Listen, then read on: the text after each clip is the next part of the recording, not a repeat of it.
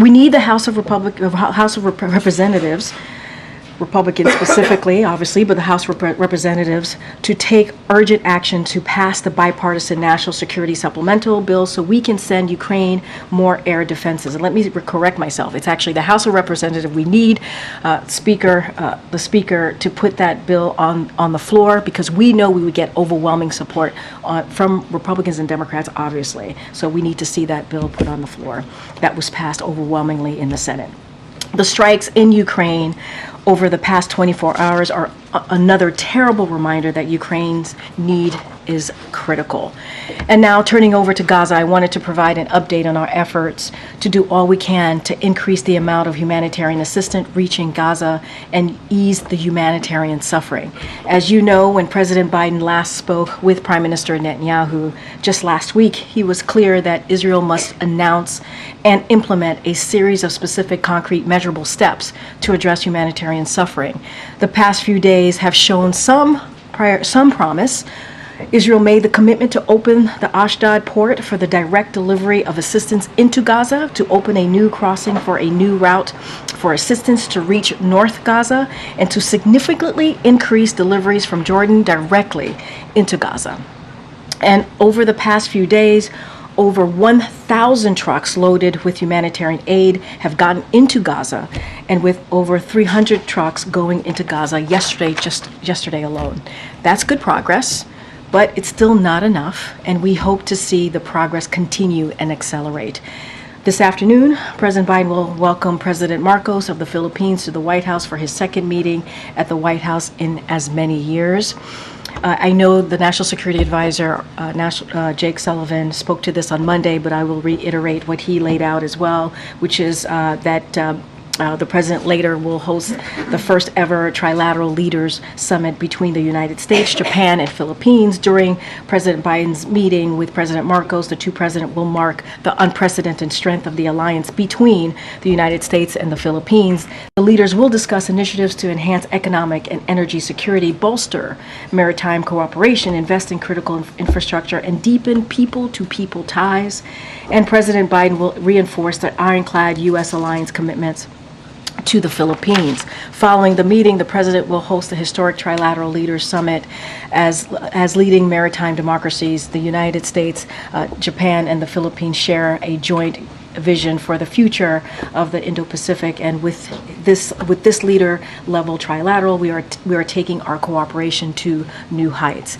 Our national security advisors met in Tokyo last June to initiate our trilateral cooperation, and officials from across our three governments have met on topics as varied as economic security and maritime cooperation. Today, the leaders will announce new initiatives to accelerate and surge high-quality infrastructure investments in the Philippines, enhance energy security, deepen maritime cooperation, and strengthen partnerships on technology and cybersecurity.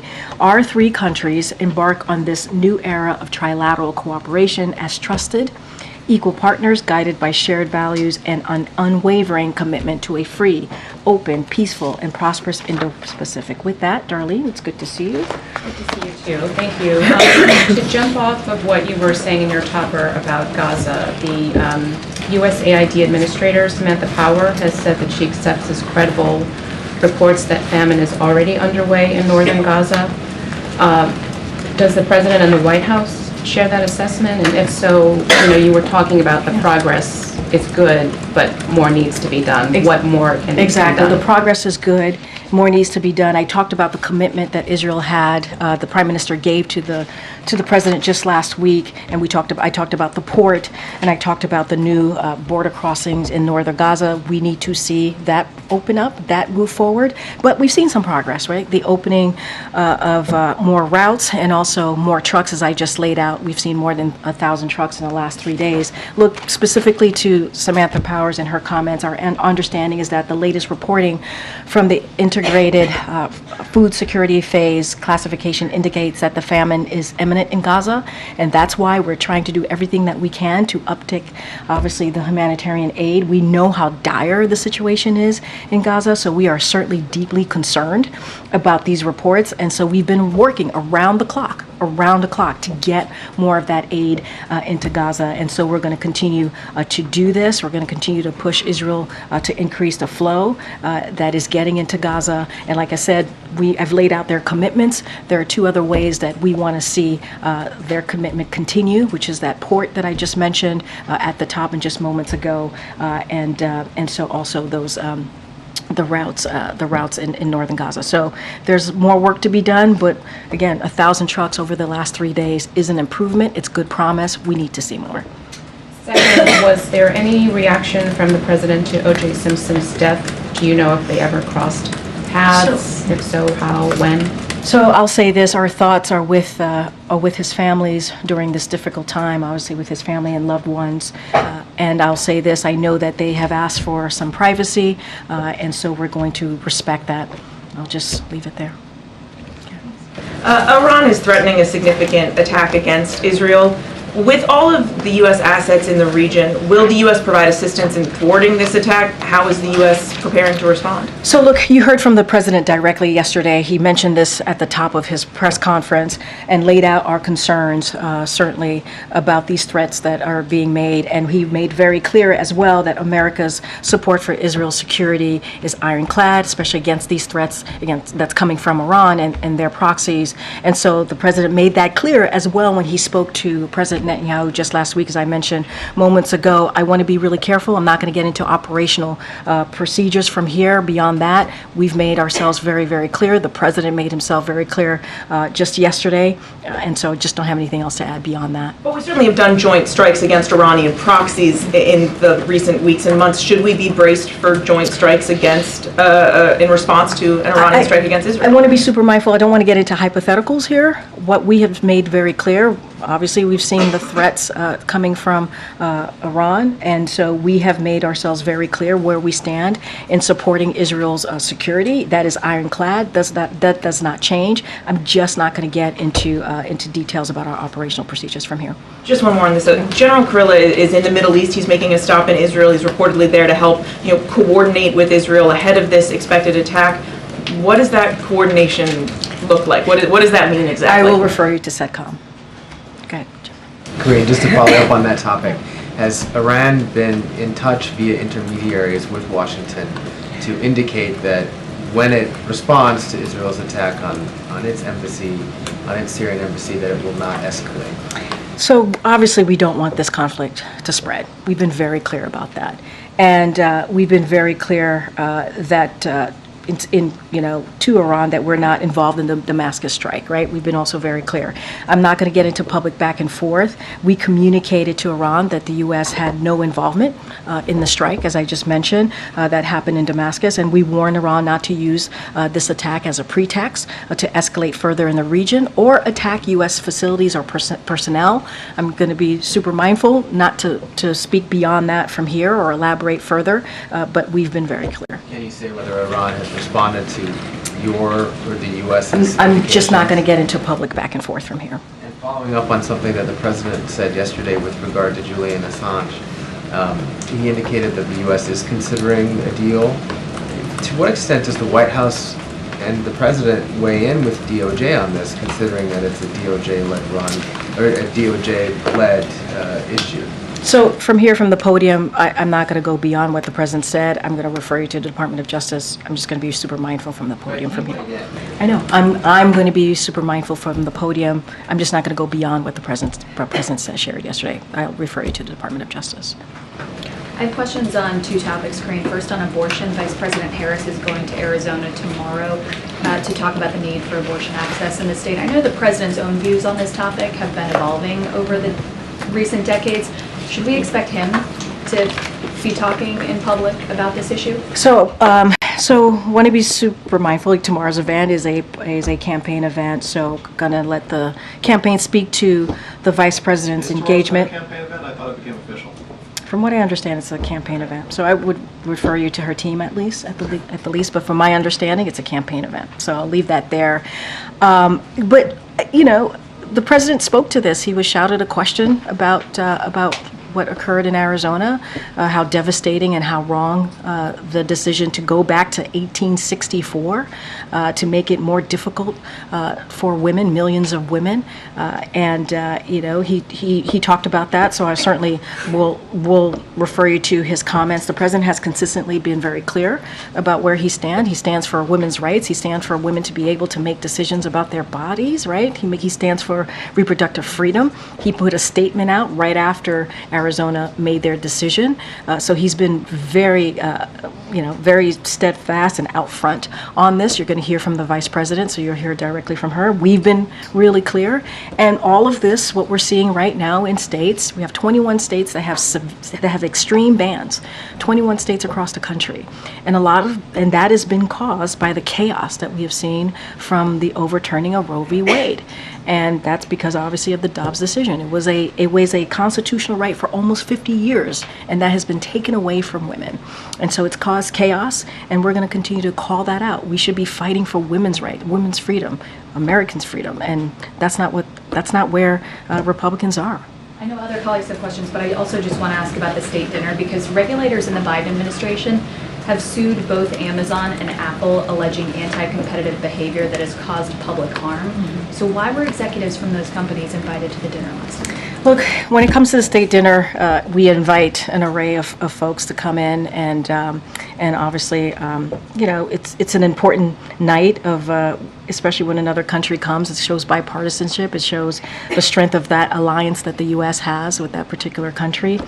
The list varies, and it's always different types of people that come to the Justice Department said just less than a month ago that Apple uses its control over the iPhone to engage in a broad, sustained, and illegal course of conduct, saying that lawsuit should send a strong signal to other companies. So what signal is the White House sending? I hear your question. That's the Department of Justice to decide. I do not. But the White House chose to invite to the dinner. No, I'm not saying that the DOJ invited people to the White House state dinner. That's not what I'm saying. I'm saying DOJ moved forward with that particular case, that particular legal action. I can't speak to that. We always invite an array of people. We bring people from all corners of different industries here to the White House. That's what we do, and I just don't have anything else further to share. And I think it's important that we do that, but I can't speak to a DOJ legal case. The president doesn't think that those companies did anything wrong. That is a legal action being taken by the Department of Justice. I can't speak to that. They have their reasons of moving forward on that. I can't speak to that. We invite a diverse group of people when it comes to events, not just state dinners, when it comes to events here from even different sides of the aisle. That's what this president has done. I can't speak to what DOJ and their legal action. I just can't speak to that from here. Go ahead. Thank you, Karine. Picking up on abortion, when the president was asked yesterday what his message was to the people of Arizona in light of the ruling, he said, "Elect me." So can you elaborate on what he meant by that? What can he do for those people? So a couple of things. I'm going to be careful because obviously he was talking about 2024. I mean, look. Actually, he was talking about the 20th century, as I recall. Yeah, okay. So this extreme abortion ban, as we know, that we see was made possible because of the Supreme Court. And we know what the last previous president said. He said that, he would make sure that Roe v. Wade was no longer constitutional law. And he made that happen. And which has led to chaos across the board. And so I want to be careful for talking about an upcoming election, so I'm not going to speak to that from here, but we have seen what's happened in the last almost 2 years since Roe v. Wade has been overturned. We've seen women having to be turned away from emergency rooms, not being given life-saving needs that they have to get in order for their lives to be protected. That's been turned away. And so what this president has done is he's taken executive actions, as I've talked about, we've talked about. He's created a task force. He has done and taken action to do everything that he can from the executive branch to protect women. But we need more to be done. We need more to be done. And so, we have to get Congress to act to make Roe v. Wade the law of the land. And so that is where we are right now. But this is chaos was started by the overturning of Roe v. Wade. And we've seen where extreme Republican elected officials have been on this issue. We've seen that. And so that is something that we're going to continue to make very clear to Americans. But I'm not going to speak to the upcoming election from here. Okay, and also on an interview that the president recently did, he said, I think what he's doing is a mistake. I don't agree with his approach, talking about Netanyahu. Can you clarify what is the mistake?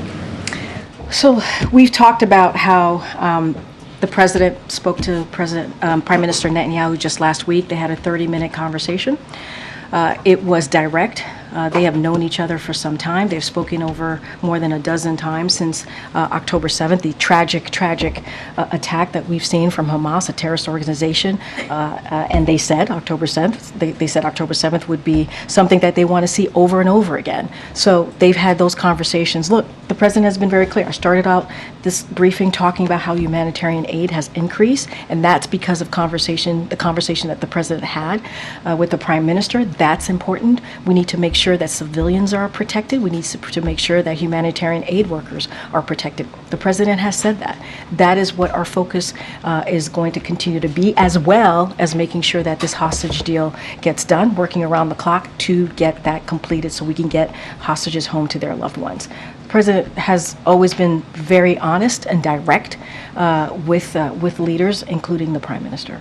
So just one more quick one. Does the president believe Netanyahu's approach, as you sort of just laid out there, is to blame for the famine that we are now seeing in Gaza? What I will say is that is not what the president is saying. The president has been very clear that more needs to be done to protect innocent civilians. More work needs to be done to make sure that humanitarian aid workers who are doing incredible work, who are being incredibly brave, are protected. And so that is what we're speaking to. And unfortunately, we've seen more than 200 of humanitarian aid workers die. And that is something we do not want to continue to see. That's why the president had this conversation with the prime minister last week, a 30-minute direct conversation with the prime minister on what needs to be done to continue to protect innocent civilians. That's why we're having conversation about that Rafah operations, right? And our two sides are committed to moving forward with those conversations. We've seen some progress. We're going to continue to have those conversations, and Israel has made commitments. The prime minister is made a commitment to the president. We've seen an uptick of trucks, more than 1,000 over the last 3 days. That commitment is continuing. We want to see more. That's good progress. Okay, Justin. Thanks, Karine. I also wanted to ask about the Univision interview. The president said that he was examining ways to potentially shut down the border.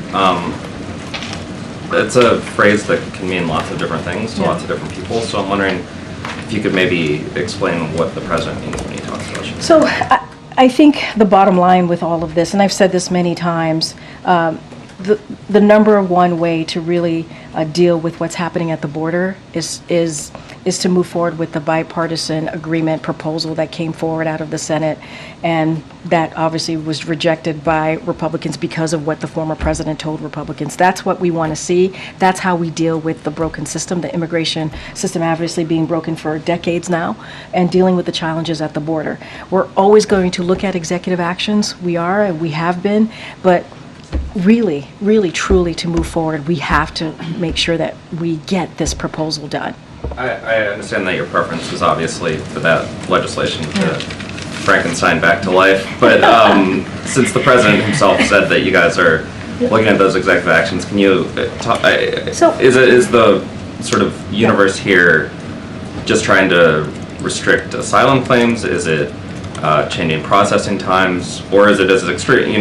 President Trump, when he talked about ending legal travel or legal trade across the border. I think here's what I can say: we evaluate all options, right? We do. We evaluate all options as it relates to executive actions. We just have not made a decision on this yet, but the president believes it's important to evaluate those options to see what's at our disposal to move forward.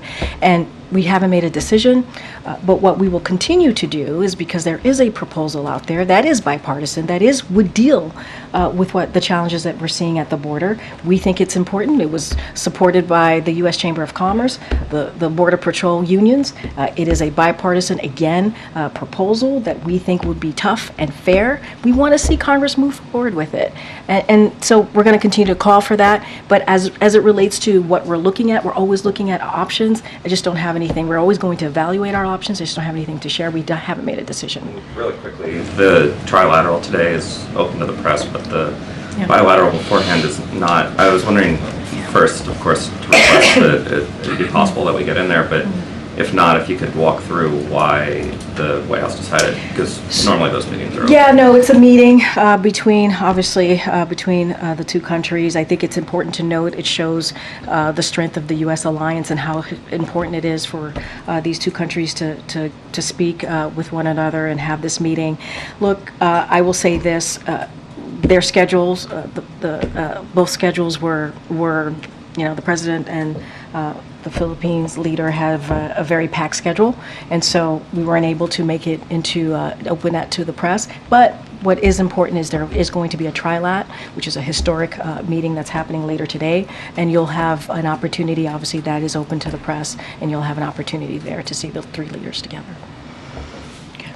Two quick ones. First, following up on Ouija, in the White House's view, who is to blame for the famine or imminent famine that we're witnessing right now in Gaza? Here's our focus, and I get the question, and the humanitarian situation in Gaza obviously is dire, and that is why the president is doing everything that he can to get more humanitarian aid in. And that's what our focus is going to be. Was it a mistake not to push Benjamin Netanyahu sooner to open Ashdod and the Erez crossing, which would have allowed the prevention of what Samantha Power agrees is famine in northern Gaza? But here's the thing. For every time the president has spoken to the prime minister, there's part of that conversation has been to do more in humanitarian aid. So why did it change now? It didn't change. It was the conversation that. Why did Netanyahu respond differently now? That's a conversation for the prime minister. There wasn't the potential that the U.S. would change policy. That is a question for the prime minister. But what I want to make sure that is very clear here is that we have seen 1,000 trucks go into Gaza over the last 3 days. That is important. They have the prime minister made commitments. They are upholding their commitments. We want to see more. We've seen good progress, and what we're seeing in Gaza, obviously, we have said over and over again that the situation, the humanitarian situation in Gaza is dire. Last question. Can you help me understand one thing? Yesterday, the president made very clear that the U.S.'s commitment to Israel is, in his words, he said it twice, ironclad.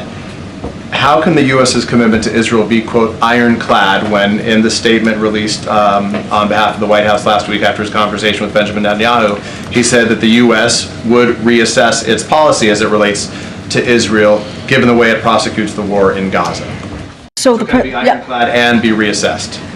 Look, this is an important relationship that we have with Israel. They are our friends, and we have always said that we are committed to make sure that Israel's security, especially against these threats that we're hearing from Iran, that they are protected. And that is ironclad. We've always been consistent there. And we're going to continue to be very clear about that. The president made sure to put that at the top of his press conference because he wanted to continue that message, continue the message of making sure that America, we support Israel's security, especially against these threats that we're hearing from Iran and also their proxies. And so that hasn't changed. That hasn't changed. Okay. Just another on Israel. The House Republicans are expected to bring up this resolution that's critical of the president's work with Netanyahu. They say in the resolution they oppose efforts to place one-sided pressure on Israel with respect to Gaza, including calls for an immediate ceasefire. Does the White House have any view on the resolution? Is this constructive?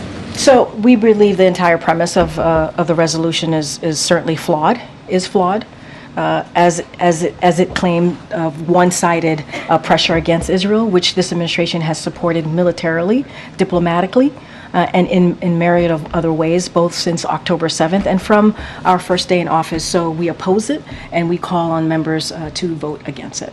And just one more. Yeah. The Steelworkers Union, David McCall, the leader, David McCall, was at the dinner last night. He obviously opposes this deal with Nippon Steel. Was he invited because of this pending deal? Was it No. an opportunity to allow him to I speak wouldn't to make that Japanese connection. leaders? I wouldn't make that connection. Okay. I just want to clarify one of your earlier answers. Did the administration send a direct warning to Iran not to attack Israel? We've been very clear. I mean, you heard from the president, right, and laid out our commitment to Israel and make sure Israel's security. That continues. And so we've had those conversations. I'm just not going to go into back and forth publicly. The reason that I think it's important to know is because you just shared earlier that the U.S. was quick to tell Iran directly that we had nothing to do with the strike in Damascus. The president hasn't minced words on his feelings about Netanyahu, but we haven't gotten a very clear answer on whether it was communicated directly to Iran, don't attack our ally. I just said we communicated to Iran. I just said that. I said we're not going to go into a public back and forth on this, but I said we communicated to Iran. And we said had no involvement, that's what I said, right, in the strike in Damascus, and warned Iran. We warned Iran. So I said that at the top, and I'll say, okay. On the issue of inflation, Yeah. there was a report in Politico on Tuesday that the former chief of staff, Ron Klain, was teeing off on the president's, talking about bridges all the time when he's out on the campaign trail and not talking enough about the prices that people are paying. We didn't get any statement today on the PPI index. Why aren't we hearing more from the White House about the issues that people are facing at grocery stores and paying rent? I mean, the State of the Union, the president made very clear about what he understands what the Americans are facing. And he's talked at almost every event that he's had crisscrossing the country after the State of the Union about lowering costs, how important it is, and how there's more work to do. You hear that. In New Hampshire and North Carolina, he spoke about his work to lower healthcare costs. In Las Vegas, he discussed his plan to build and renovate 2 million homes to lower housing costs. In Madison, he announced his student debt relief plan. He also spoke with Senator Sanders just last week about his progress lowering costs for prescription drugs and inhalers. This week, he spoke about plans to lower costs for child care, home health care, elder care. He talks about lowering costs almost every event. I just laid out the events that he did in March and in early April about how he's making sure that the number one economic concerns that Americans have are lowering costs. And just like Ron said this. He said that the president he believes in what the president has been doing in crisscrossing the country and talking about the State of the Union and talking about how we're going to continue to cut costs for Americans and making sure that we do not give big tax giveaways to corporations. That's what Republicans are talking about. They put out their budget, and their budget is to cut Social Security, Medicare, Medicaid. That's what they want to do. And we're doing the opposite. We're trying to protect that and lower costs for Americans. Is it at all inappropriate for the president to be commenting on what the Fed might or might not do with interest rate cuts? So look, the president, unlike the last one, has been very clear about giving the Fed the space to make independent decisions about how they're going to move forward on their monetary decisions. The president has always been very clear about that, and he'll continue to do so. And in his comment yesterday, he was also clear. He said, we don't know what the Fed is going to do, and he was simply reflecting on public interpretation of recent data, but he also said, we do not know what the Fed is going to do, and we've always given them the space to make those decisions, those monetary decisions independently, and make sure that, again, they have the space to do that. There's been some discrepancies between what Israel is saying in terms of the number of trucks getting into Gaza that are full of aid versus some other aid groups, including the United Nations. So how is the White House exactly measuring what good progress is? So, look, I'm not going to get into the nitty-gritty here. I will leave it up to them to speak to what they're seeing. But we believe, and we're talking about 1,000 trucks in over 3 days. That matters, 1,000 trucks. But a lot of the UN folks are saying that some of those trucks are not completely full. There are trucks that are half full that are being counted. So what are the measurements here in terms of what is effective aid delivery? I think when we are hearing more than 1,000 trucks, and we're seeing that. I just said 300 trucks just yesterday. That matters. There's more access being allowed. The trucks are being allowed to come in. That matters. And so, look, that's what we're continuing to see. We believe that Israel is keeping their promise. There's more work to be done, right? We need to see the ports open. We need to see that as well. But we're seeing progress here. We're seeing progress. And in terms of the distribution, once the trucks are in, I mean, northern Gaza obviously experiencing a lot more famine that's setting in, as was talked about earlier. What is the White House tracking, or how is the White House, if at all, trying to facilitate some of the distribution? And are there concerns about how it's getting to the regions where it most needs to be? So we're going to continue to have conversations with the Israeli government on how this aid is being distributed. We want to make sure it is important. Here's what is important. It's important that the innocent people in Gaza, the Palestinians, get that all important aid. We know what's going on there. Obviously, it's dire. And so we're going to continue to have those diplomatic conversations, be very straightforward with our Israel counterparts here. But they made a promise. We're seeing a difference here. We're seeing aid getting in. Of course, it's not going to be enough, right? Of course, we need to see more progress. Of course, we know how dire the situation is in Israel, and I'm sorry, in Gaza. And so we're going to continue to have those conversations with the Israel government. Yeah, thanks, Karine. You said President Biden still hasn't made a decision on taking executive action on the border. Why is there a holdup on making a final decision on this? What factors are being considered before the White House makes a call on this matter? I mean, look, Joe, we spent a couple of months working with the Senate, Republicans and Democrats, to make sure that we came up with a bipartisan solution to deal with the border, right? To deal with the challenges at the border. We believe that was the best way. We still believe that's the best way to move forward, because it would be tough, it would be fair, and it's gotten support from places that you would never think, right? The U.S. Chamber of Commerce, the Border Patrol Union. That's important. And so we believe that is the best way to move forward here. We're always going to evaluate other options as it relates to executive action, but we are going to continue to be clear here. The best way to move forward is to get that bipartisan proposal forward, and for Republicans to not pick politics here, to pick majority of the American people. I mean, is it a matter of there's being concerns about opening the administration up to litigation on this with executive action? I mean, that's why we came up with the bipartisan proposal, right? Because we believe the way to actually deal with this is legislation. The way to actually deal with this is to turn legislation into law, obviously. And so that is the best way to move forward. And no executive action is going to have the full resources that we need to get this done. We're going to evaluate all of our options, as we've been saying, but we have to continue to be really clear here. Republicans need to act. They need to move forward. Okay.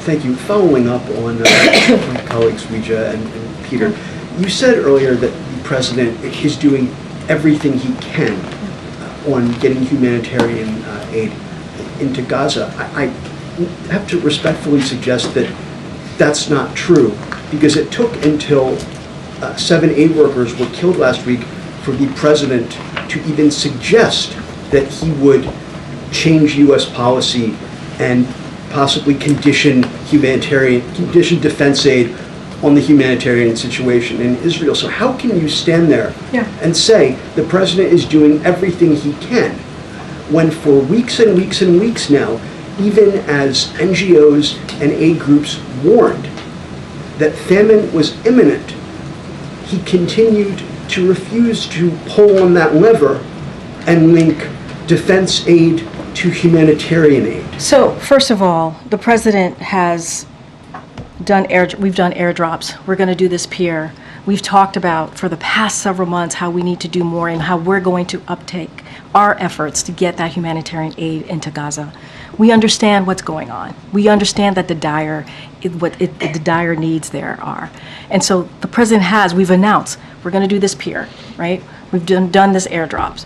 And so we have had the conversation with the prime minister multiple times, with the Israeli government almost every day, on what needs to be done. And we've had those conversations with them. And so now we are seeing an uptick. That is important. That is indeed what we want to see. We've also been working on doing this hostage deal. The president has been working around the clock. So I take offense to what you're saying, because it isn't true. The president has been working on this hostage deal for months now. For months now.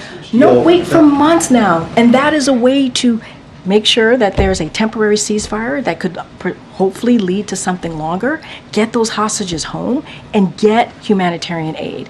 And so that is what we have been also focusing on really diligently for the last 20 years. With all due respect, Karine, with all due respect, my question was on the humanitarian situation in Gaza and the famine, which has been something that but that's the same. The about hostage deal includes humanitarian aid getting into Gaza. That's what he's been working on, this humanitarian aid to get into Gaza and also get those hostages home. But why is it? Because it sounds like. But you're saying that we haven't done anything. No.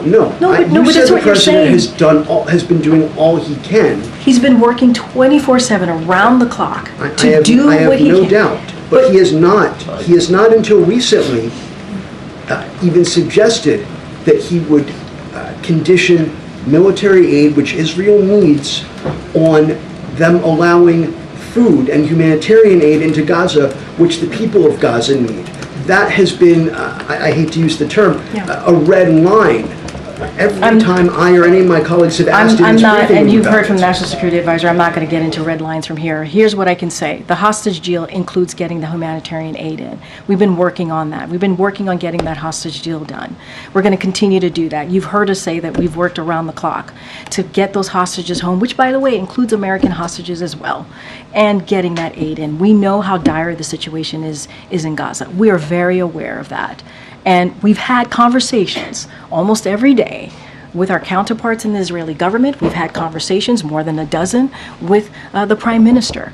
And so it is important. It is important to get that aid in. We understand that. We understand that. And we're going to have those conversations every day to make sure that it continues. And one more unrelated. Earlier this week, the former president met with Lord Cameron, the British Foreign Secretary.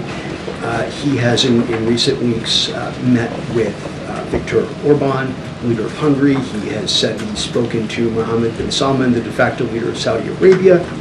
There is a long history of Republican presidential candidates meddling in foreign policy to undermine their Democratic opponents without getting into hat check territory, telling people vote for or against someone. Is the administration concerned that this private citizen could be working against U.S. interests in the interests of his own political ones? And you're talking about his meeting specifically with foreign leaders. Lord Cameron is talking with MBS, Viktor Orban, and others possibly.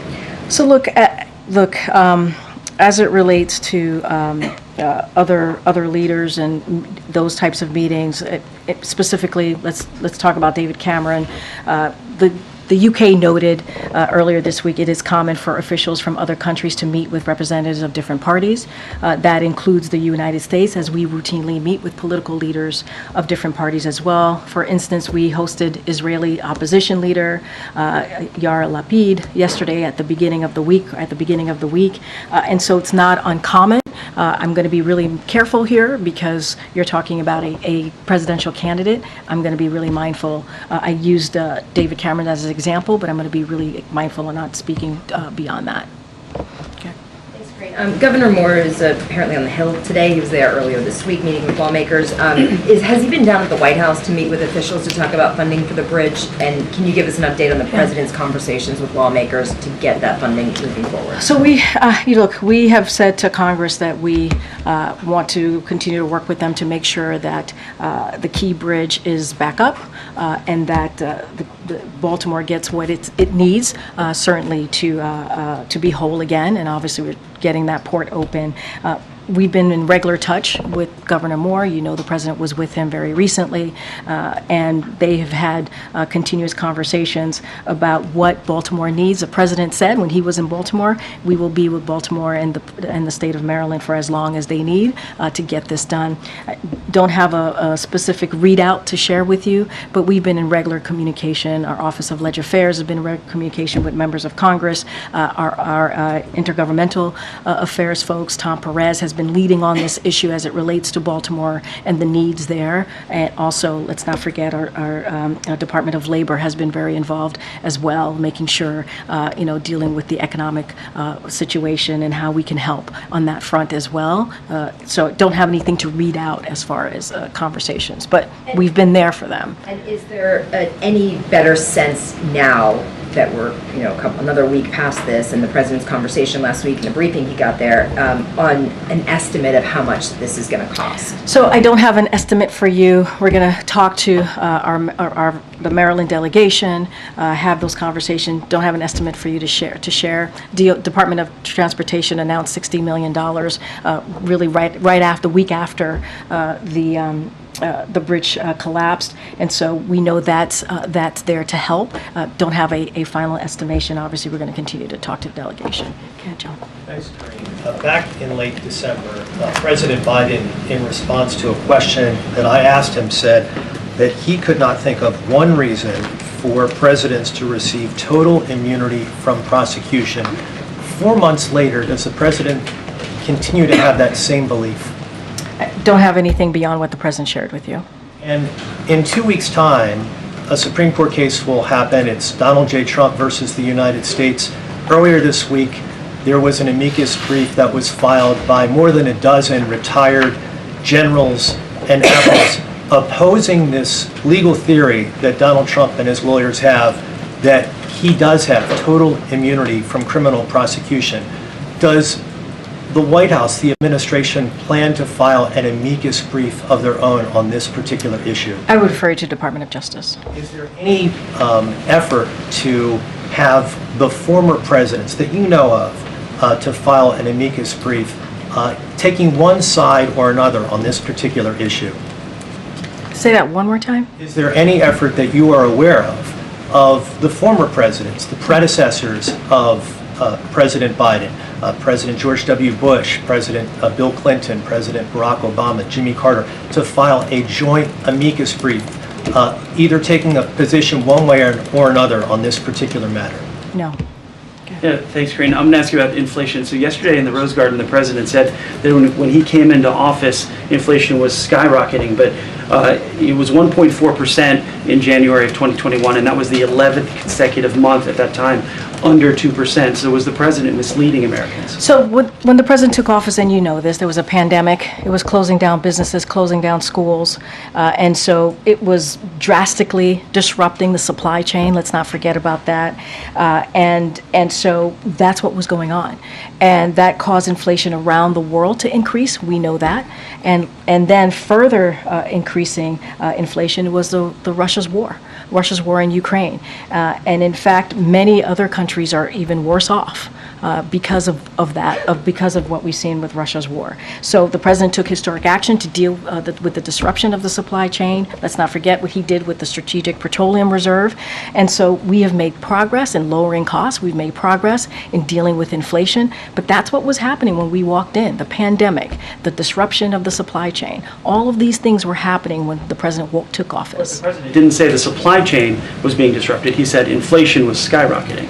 But that's what he was referring to, right? That's what was going on. Those were the things that were happening right before us. The pandemic, it was taking thousands of lives a day when he took office. Schools were closed, majority of schools were closed, businesses were closing, and we had a supply chain that was disrupted. And so that's what the president was speaking to and laying out, and then inflation down the road became even more, increased even more because of the war that Russia had taken on into Ukraine. But the Fed supply chain measure actually went down in November at that time. So is the president being honest about inflation? The president has said what he said what he saw when he took office. The pandemic was happening. right? It disrupted the supply chain. We know, you know what happens when the supply chain is disrupted. You know what that leads to. And so that's what he was speaking to. And not only that, we also saw a war in Ukraine. That Mr. Putin, an aggression that Mr. Putin was putting into Ukraine, set forth. And so the president had to take historic action, take aggressive action in dealing with our disruption in the supply chain. He released the Strategic Petroleum Reserve so that we can deal with the supply chain. And he continued to take action to lower cost. And that's what we've seen, whether it's healthcare costs, whether it's dealing with junk fees, whether it's prescription drugs, lowering those costs. That's what the president took action in. But we saw what was happening when the president took office. We did. Okay. Thanks, Karine. As you know, there's a tradition dating back to the Truman administration of offering intelligence briefings to major party presidential nominees. President Trump was declared the presumptive nominee on March 6th. Has the White House offered intel briefings to former President Trump, and if so, how have they begun? I would refer you to the ODNI. That's for them to speak to. Okay. Thanks, everybody. Thank you. See you tomorrow.